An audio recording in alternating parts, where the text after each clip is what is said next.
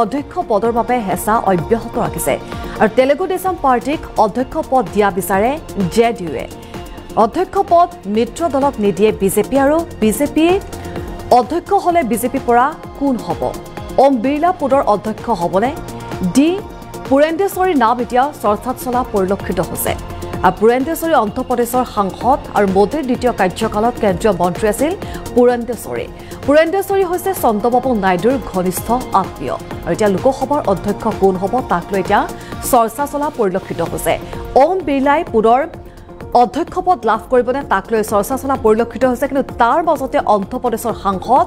পুৰেন্দ্ৰেশ্বৰীৰ নাম এতিয়া চৰ্চালৈ অহা পৰিলক্ষিত হৈছে যেহেতু পুৰেন্দ্ৰেশ্বৰী হৈছে চন্দ্ৰবাবু নাইডুৰ অতিকৈ ঘনিষ্ঠ আত্মীয় আৰু মোদীৰ কাৰ্যকালত দ্বিতীয়টো কাৰ্যকালত কেন্দ্ৰীয় মন্ত্ৰী আছিল পুৰেন্দ্ৰেশ্বৰী আৰু তাকে লৈ এতিয়া দেখিবলৈ পোৱা গৈছে চৰ্চা চলিছে যে আগন্তুক লোকসভাৰ অধ্যক্ষ পদত কোন অধিষ্ঠিত হ'ব বা ইতিমধ্যে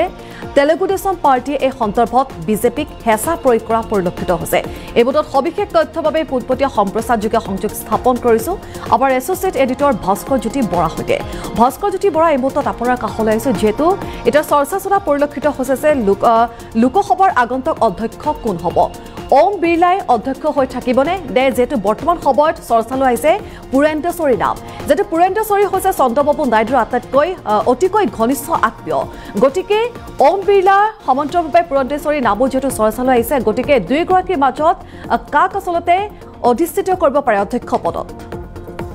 সুস্মিতা লোকসভাৰ অধ্যক্ষ কোন হ'ব তাক লৈ ব্যাপক জল্পনা কল্পনা অব্যাহত আছে কাৰণ এতিয়ালৈকে তেলেগু দেশম পাৰ্টিয়ে লোকসভাৰ অধ্যক্ষ পদ দাবী কৰিছে তেওঁলোকে বিজেপিৰ ওপৰত হেঁচা অব্যাহত ৰাখিছে আৰু আন মিত্ৰ দল জনতা দল সংযুক্তই এই মত পোষণ কৰিছে যে তেলেগু দেশম পাৰ্টিক লোকসভাৰ অধ্যক্ষ পদ দিব লাগে কাৰণ বাজপেয়ী চৰকাৰৰ দিনত লোকসভাৰ অধ্যক্ষ পদ লাভ কৰিছিলে তেলেগু দেশমৰ তদানীন্তন অধ্যক্ষ গান্তি মোহন চন্দ্ৰ বালাযোগী এজন দক্ষ অধ্যক্ষ হিচাপে সকলৰ মাজত সমাদৃত হৈছিল আৰু তেলেগু দেশম এবাৰ এতিয়ালৈকে অধ্যক্ষ পদৰ ক্ষেত্ৰত তেওঁলোকে হেঁচা অব্যাহত ৰাখিছে কিন্তু বিজেপিয়ে কোনো পধ্যে এবাৰ অধ্যক্ষ পদ মিত্ৰ দলক এৰি দিবলৈ সাজু নহয় যেহেতু অকল তেলেগু দেশম পাৰ্টিয়ে অধ্যক্ষ পদ বিচাৰিছে সেইকাৰণে বিজেপিৰ ফালৰ পৰাও এক সূত্ৰ উদ্ভাৱন কৰা হৈছে বিজেপিয়ে অধ্যক্ষ পদটো অন্ধ্ৰপ্ৰদেশৰ সাংসদকে দিব বিচাৰে অৰ্থাৎ অন্ধ্ৰপ্ৰদেশৰ এগৰাকী সাংসদকে লোকসভাৰ অধ্যক্ষ পদত অধিষ্ঠিত কৰিব বিচাৰে বিজেপিৰ শীৰ্ষ নেতৃত্বৰ মাজত সৰব চৰ্চা হৈছে ডি পুৰন্দেশ্বৰীৰ নাম ডি পুৰন্দেশ্বৰী অন্ধ্ৰপ্ৰদেশৰ সাংসদ আৰু ডি পুৰন্দেশ্বৰী হৈছে অন্ধ্ৰপ্ৰদেশ ৰাজ্যিক বিজেপিৰ সভাপতি তেওঁৰ নেতৃত্বত অন্ধ্ৰপ্ৰদেশত বিজেপিয়ে এইবাৰ যথেষ্ট ভাল ফলাফল প্ৰদৰ্শন কৰিবলৈ সফল হৈছে ডি পুৰন্দেশ্বৰী মোদীৰ দ্বিতীয়টো কাৰ্যকালৰ 2019 চনত তেওঁ মানৱ সম্পদ উন্নয়ন মন্ত্ৰালয়ৰ ৰাজ্যিক মন্ত্ৰী আছিলে তাৰ পাছত 2021 চনৰ পৰা তেওঁ উদ্যোগ আৰু বাণিজ্য দপ্তৰৰ ৰাজ্যিক মন্ত্ৰীৰ দায়িত্ব পৰিচালনা কৰিছিলে তাৰ লগতে পুৰন্দেশ্বৰীৰ সাংসদ হিচাপে তেওঁৰ পৰিক্ৰমা যথেষ্ট ভাল বুলি বিজেপিৰ ফালৰ পৰা কোৱা হৈছে আৰু বিশেষকৈ বিজেপি ৰাজ্যিক সভানেত্ৰী হিচাপে অন্ধ্ৰপ্ৰদেশত তেওঁৰ এক ভাৱমূৰ্তি গঢ় লৈছে বুলি বিজেপিয়ে দাবী কৰিছে যেহেতু তেলেগু দেশম পাৰ্টিয়ে লোকসভাৰ অধ্যক্ষ পদ বিচাৰিছে অৰ্থাৎ অন্ধ্ৰপ্ৰদেশৰ সাংসদক লোকসভাৰ অধ্যক্ষ পদ দিব লাগে অন্ধ্ৰপ্ৰদেশক সেয়া এক আৱেগিক জোৱাৰ আনিবলৈ স্বাভাৱিকতে চেষ্টা কৰিছে চন্দ্ৰবাবু নাইডুৱে আৰু সেইকাৰণে ডি পুৰন্দেশ্বৰীৰ নাম উচ্চাৰণ হৈছে বিজেপি শিবিৰত ডি পুৰন্দেশ্বৰীৰ ক্ষেত্ৰত বিজেপি নেতৃত্বই আৰু এটা দিশ মন কৰিছে যে তেওঁ ৰাজ্যিক বিজেপিৰ সভানেত্ৰী বৰ্তমান তাত NDA চৰকাৰ চলিছে তেলেগু দেশম পাৰ্টি জনসেনা আৰু বিজেপিৰ চৰকাৰ চলিছে আৰু যেহেতু বিজেপিৰ ৰাজ্যিক সভানেত্ৰীগৰাকীক যদি লোকসভাৰ অধ্যক্ষ পদত অধিষ্ঠিত কৰা হয় বৰ্তমান মিত্ৰ ৰাজনীতিৰ মাজেদিয়ে অন্ধ্ৰপ্ৰদেশত বিজেপিৰ গুৰুত্ব বৃদ্ধি কৰিব পৰা যাব বুলি বিজেপিৰ শীৰ্ষ নেতৃত্বই এক ধাৰণা কৰিছে তাৰ লগতে আন এটা দিশ অতি গুৰুত্বপূৰ্ণ হিচাপে বিবেচিত হৈছে এন চন্দ্ৰবাবু নাইডুৰ অতি ঘনিষ্ঠ আত্মীয় ডি পুৰন্দেশ্বৰী কাৰণ দগ্গাৱতী পুৰন্দেশ্বৰীৰ ভগ্নী ভুৱনেশ্বৰীক বিয়া কৰাইছে এন চন্দ্ৰবাবু নাইডুৱে অৰ্থাৎ চন্দ্ৰবাবু নাইডুৰ একেবাৰে ঘনিষ্ঠ আত্মীয় পুৰন্দেশ্বৰী হৈছে অন্ধ্ৰপ্ৰদেশৰ ৰাজনীতিৰ এক পিতামহ স্বৰূপ দেশৰ এজন আগশাৰীৰ নেতা অন্ধ্ৰপ্ৰদেশৰ প্ৰয়াত প্ৰাক্তন মুখ্যমন্ত্ৰী এন টি ৰামাৰাওৰ কন্যা এন টি ৰামাৰাওৰ কন্যা পুৰন্দেশ্বৰী আৰু পুৰন্দেশ্বৰীৰ পাছৰগৰাকী কন্যা আছিলে ভুৱনেশ্বৰী সেই ভুৱনেশ্বৰীকে বিয়া কৰাইছিলে এন চন্দ্ৰবাবু নাইডুৱে আৰু এন চন্দ্ৰবাবু নাইডুৱে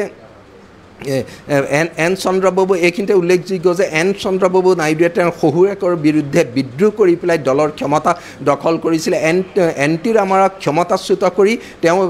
তেলেগু দেশমৰ নেতা হৈ মুখ্যমন্ত্ৰীৰ পদত অধিষ্ঠিত হৈছিলে তেতিয়াৰ পৰাই তেওঁলোকৰ পৰিয়ালৰ মাজত ৰাজনৈতিক সংঘাত তীব্ৰতৰ হৈ আহিছিলে কিন্তু পুৰন্দেশ্বৰী পূৰ্বে কংগ্ৰেছত থকাৰ সময়ত নাইডুৰ সৈতে সংঘাত তীব্ৰতৰ আছিলে এতিয়া যিহেতু তেওঁ বিজেপি নেত্ৰী আৰু তেলেগু দেশম আৰু বিজেপি মিত্ৰ দল এই পৰিপ্ৰেক্ষিতত তেওঁলোকৰ সেই পৰিয়ালৰ সংঘাত নাই আৰু ডি পুৰন্দেশ্বৰীয়ে যিহেতু এন টি ৰামাৰাওৰ লিগেচিক প্ৰতিনিধিত্ব কৰে আৰু তেলেগু দেশমে এন টি ৰামাৰাওৰ লিগেচিক প্ৰতিনিধিত্ব কৰে কাৰণ অন্ধ্ৰ ৰাজনীতিত এন টি ৰামাৰাওৰ লিগেচিক কোনেও অস্বীকাৰ কৰিব নোৱাৰে এন টি ৰামাৰাওৰ কন্যাক অধ্যক্ষ পদ দিয়া মানে অন্ধ্ৰ ৰাজনীতিত বিজেপি এক মাইলেজ পাব তাক অস্বীকাৰ কৰিব নোৱাৰে এন টি ৰামাৰাওৰ কন্যাক অধ্যক্ষ পদ দিয়াত যদি চন্দ্ৰবাবু নাইডুৱে বিৰোধিতা কৰে তাৰ বিৰূপ প্ৰতিক্ৰিয়াৰ সন্মুখীন হ'ব পাৰে তেলেগু জাতীয়তাবাদীসকলৰ মাজত কাৰণ এন টি ৰামাৰাওৱে তেলেগু জাতীয়তাবাদক এক শক্তিশালী ৰাষ্ট্ৰীয় পৰ্যায়লৈ লৈ আহিছিলে তাৰ উত্তৰসূৰী হিচাপে এন চন্দ্ৰবাবু নাইডু আছে সেই দিশৰ পৰা এন চন্দ্ৰবাবু নাইডুৱে পুৰন্দেশ্বৰীৰ প্ৰস্তাৱ অস্বীকাৰ কৰিবলৈ জটিল হ'ব কাৰণ তেওঁলোকৰ আত্মীয় বুলিয়ে নহয় কাৰণ এন টি ৰামাৰাওৰ কন্যা এন টি ৰামাৰাওৰ লিগেচিৰ ওপৰত ভিত্তি কৰিহে তেলেগু দেশমে ৰাজনীতি কৰিছে কাৰণ পুৰন্দেশ্বৰীক প্ৰত্যাখ্যান কৰা মানে বিজেপিৰ ফালৰ পৰা এক বাৰ্তা দিবলৈ বিচাৰিব অন্ধ্ৰৰ জনসাধাৰণৰ মাজত কাৰণ এন টি ৰামাৰাওৰ লিগেচিক অসন্মান কৰিছে এন চন্দ্ৰবাবু নাইডুৱে যদি এন চন্দ্ৰবাবু নাইডুৱে সেই সমীকৰণ কৰে তেতিয়াহ'লে হয়তো তেলেগু দেশমৰ মাজতো প্ৰতিক্ৰিয়াৰ সৃষ্টি হ'ব পাৰে সেইকাৰণে বিজেপিৰ শীৰ্ষ নেতৃত্বই ডি পুৰন্দেশ্বৰীৰ নাম অধিক চৰ্চা কৰিছে কিন্তু অপেক্ষা কৰিব লাগিব লোকসভাৰ অধ্যক্ষ নিৰ্বাচন হোৱালৈকে সুস্মিতা ভাস্কৰজ্যোতি বৰা যেটো আপুনি ইতিমধ্যে উল্লেখ কৰিছে যে পুৰন্দেশ্বৰীৰ নাম আচলতে বিজেপিও বিচাৰিছে যে তেওঁ অধ্যক্ষ পদত অধিষ্ঠিত হওক লোকসভাৰ কিন্তু মিত্ৰ দলক আচলতে কিহৰ বাবে বিজেপিয়ে বিচৰা নাই অধ্যক্ষ পদত অধিষ্ঠিত কৰাৰ বাবে মৰ্চা ৰাজনীতিত অধ্যক্ষৰ পদ অতি গুৰুত্বপূৰ্ণ কাৰণ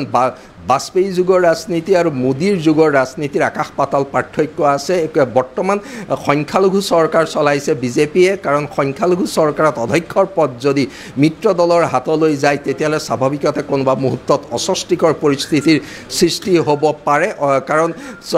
চৰকাৰ অনাস্থা প্ৰস্তাৱৰ সন্মুখীন হোৱা চৰকাৰৰ প্ৰতি কোনো দলে সমৰ্থন প্ৰত্যাহাৰ কৰাৰ সময়ত অধ্যক্ষৰ ভূমিকা গুৰুত্বপূৰ্ণ থাকিব পাৰে তাৰ বাহিৰেও কাৰণ বহু বিধেয়ক বহু সিদ্ধান্ত গ্ৰহণৰ ক্ষেত্ৰত অধ্যক্ষৰ ভূমিকা গুৰুত্বপূৰ্ণ হ'ব পাৰে আৰু অধ্যক্ষই সেই সময়ত লোৱা ভূমিকাই হয়তো বিজেপিক অস্বস্তিত পেলাব পাৰে বুলি এক ধাৰণা কৰিছে কাৰণ বাজপেয়ী যুগৰ যি মূল্যবোধৰ ৰাজনীতি আছিলে তাৰ পৰিৱৰ্তে এতিয়া বিজেপিৰ আগ্ৰাসী ৰাজনীতি এই পৰিপ্ৰেক্ষিতত মিত্ৰ দলৰ হাতত অধ্যক্ষৰ পদ এৰি দিবলৈ বিজেপি ৰাজি নহয় আৰু সেইকাৰণে মই উল্লেখ কৰাৰ দৰে অন্ধ্ৰৰ এগৰাকী সাংসদকে অধ্যক্ষ পদত অধিষ্ঠিত কৰি অন্ধ্ৰৰ জাতীয়তাবাদী ৰাজনীতিৰ লিগেচিকে তাক প্ৰতিফলিত কৰিব বিচাৰি এন চন্দ্ৰবাবু নাইডুক তেওঁলোকে ভেটা দিব বিচাৰিছে অধ্যক্ষ পদৰ কাৰণে কিন্তু তাৰ লগতে সমানে বিজেপিৰ এটা শিবিৰে ওম বিৰলা নাম উচ্চাৰণ কৰিছে কিন্তু ওম বিৰলা পুনৰ অধ্যক্ষৰ পদত অধিষ্ঠিত হয় নে নহয় সেয়া বহুদূৰ নিৰ্ভৰ কৰিব মিত্ৰ দলসমূহৰ ওপৰত কাৰণ মিত্ৰ দলসমূহে যদি তেলেগু দেশমকে অধ্যক্ষৰ পদ দিব লাগে বুলি দৃঢ়তাৰে হেঁচা প্ৰয়োগ কৰি থাকে তেতিয়া কিন্তু পুৰন্দেশ্বৰীৰ সম্ভাৱনা অধিক দেখা যায় তৎসত্ত্বেও কিন্তু বিজেপিৰ শীৰ্ষ নেতৃত্বৰ মাজত ওম বিৰলাৰ নামো সমানে চৰ্চা লাভ কৰি আছে এই মুহূৰ্তলৈকে সুস্মিতা হয় ভাস্কৰজ্যোতি বৰা এইখিনিতে আপোনাক ধন্যবাদ জ্ঞাপন কৰিছোঁ সবিশেষ তথ্য জনোৱাৰ বাবে যেটো লোকসভাৰ অধ্যক্ষ কোন হ'ব তাক লৈ এতিয়া জল্পনা কল্পনা অব্যাহত আছে ইতিমধ্যে তেলেগু দেশম পাৰ্টিয়ে